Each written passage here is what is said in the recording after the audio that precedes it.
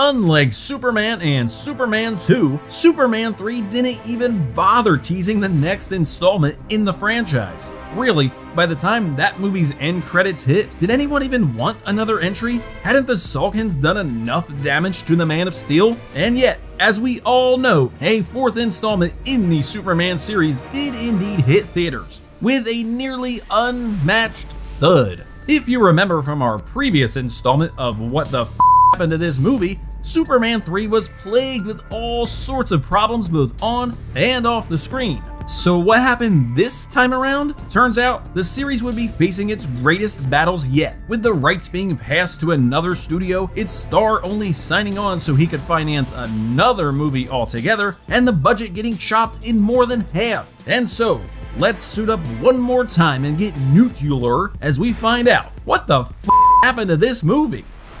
Even though Superman 3 was a super dud compared to its predecessors, its $80.2 million worldwide haul was enough for producers Alexander and Ilya Salkind to move forward with a fourth installment. But in the interim, with the flops of Supergirl and their own Santa Claus the movie, the father-son duo decided to land the idea back in reality. That reality came on the French Riviera, where the Salkinds sold the rights at the 1985 Cannes Film Festival for $5 million to Cannon Films. By that point, Cannon had movies like The Last American Virgin, Ninja 3: The Domination, and Breakin' 2: Electric Boogaloo to their credits, making them just about the worst possible fit for the most bankable superhero franchise out there. They too were also known for their quick buck MO of pulling in profits by pre-selling home video and TV rights. With a script by Lawrence Connor and Mark Rosenthal, the pair behind The Legend of Billie Jean and The Jewel of the Nile, Superman 4: The Quest for Peace was headed towards production once a few more pieces were put in order. Christopher Reeve had grown tired of the Superman franchise, later saying he made, quote, too many. Remember, he didn't even want to be part of Superman 3, with the studio considering replacing him with everybody from Kurt Russell to John Travolta. But Reeve was a bit more game this time around because he had some leverage. Not only did he agree to sign on at a $6 million salary, but he got Cannon to give financial support for passion project Street Smart, which he hoped would remind moviegoers that he was a serious and trained actor. He too would get partial story approval and final say on the director. Reeve's #1 choice was Ron Howard, whose Splash and Cocoon were some of the highest grossing movies of their respective years. This didn't work out, so Reeve himself was actually considered to step in, although he had no directing experience and so was only allowed to oversee some of the second unit filming. Of all people, Richard Donner, whose relationship with the Superman franchise is storied to say the least, was approached to direct, but considering his history, he declined this offer. He would end up directing Lethal Weapon that year.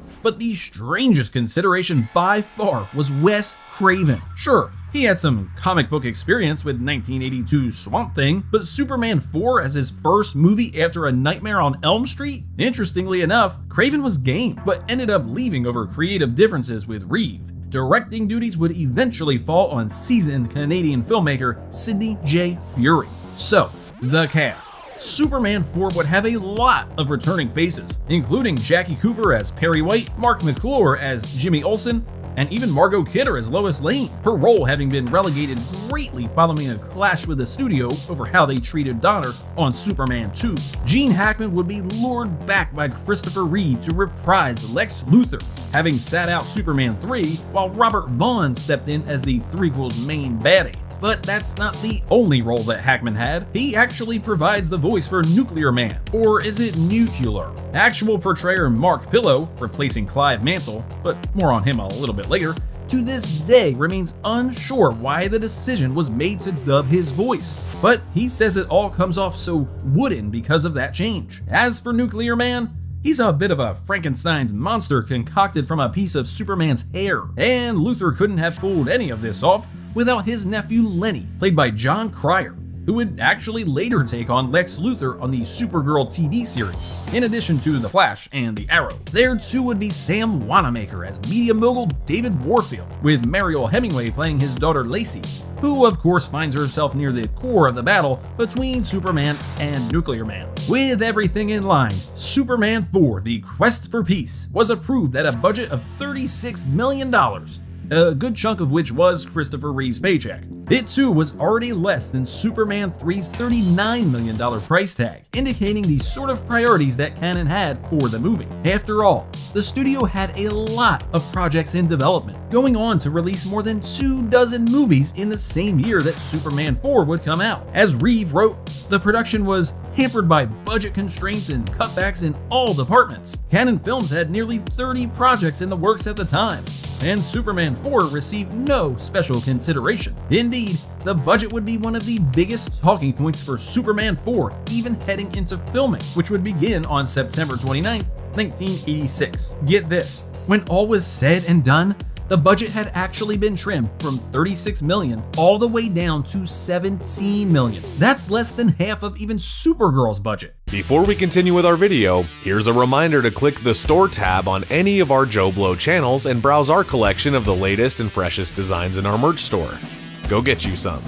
In one of the more telling scenes of just how money was being spent, or rather saved, the United Nations building was subbed for the Milton Keynes Central Railway Station in Buckinghamshire, England, which looks nothing like the iconic building in New York City. As Reeve remembered, we had to shoot at an industrial park in England, in the rain, with about 100 extras. Not a car in sight, with a dozen pigeons thrown in for atmosphere. Oh, at least there was a pigeon budget. Writer Mark Rosenthal explained, they would pad out the shots, then duplicate them, something seen in some flying sequences. It's everything that happens when you don't have enough money to finish the effects. As for the wonderful funhouse of bad special effects, as he called it, portable blue screens and mats were lugged around to allow for quicker shooting, thus less spending. Another cost-cutting method was at one point bringing in an Israeli crew who would work for much cheaper than the original crew. Of note, then Cannon heads Menahem Golan and Yoram Globus were both Israeli. Even John Cryer, whose career was just beginning to take off, having starred in Pretty in Pink not long before filming began on Superman 4, picked up on all of these problems. As he put it, I just noticed little things, like the craft service table got more and more meager, and they took less and less time every day. We would get props that were especially,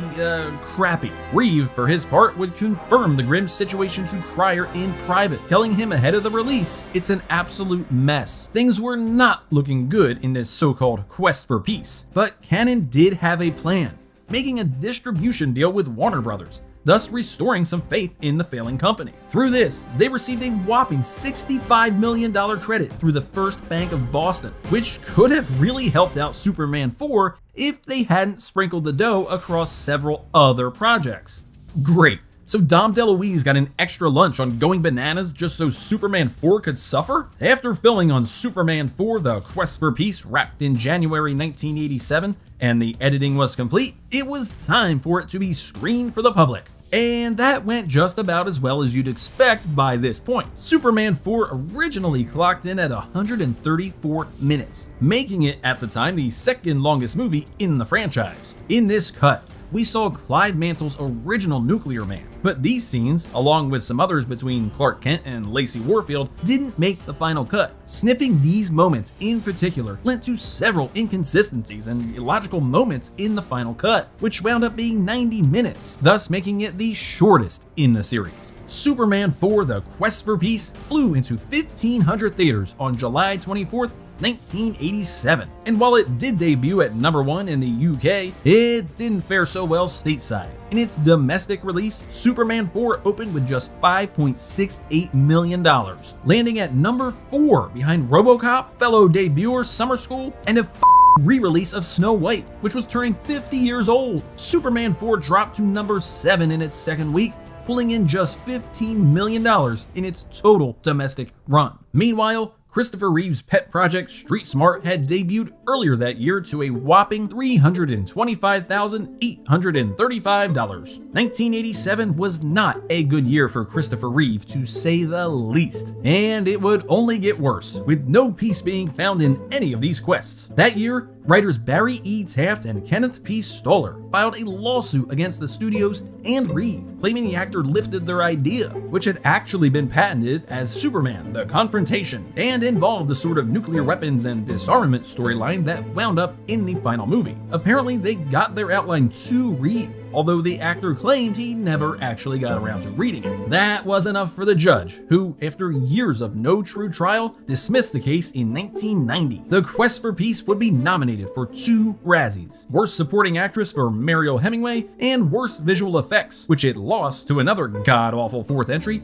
Jaws: The Revenge. As it stands, it currently holds a 10% on Rotten Tomatoes with a 16% audience score. Christopher Reeve himself would say, "Superman 4 was a catastrophe from start to finish. That failure was a huge blow to my career. It also took its toll on canon and superhero movies in general. Canon continued to falter, with both Over the Top and Masters of the Universe flopping at the box office that same year, and it would only be a matter of time before they would go under. Their legacy secure as no doubt one of the most unique companies to ever hit Hollywood. Yet, somehow, talk of Superman 5 was still on the table for quite some time. Fortunately, this never happened, and it would take another couple of years before the superhero genre could rebound thanks to Tim Burton's Batman. As for more Superman movies themselves, The Quest for Peace outright killed the franchise, and it would take almost 20 years for another Superman to actually fly to the big screen with Superman Returns. And thankfully, it wasn't with Superman 5.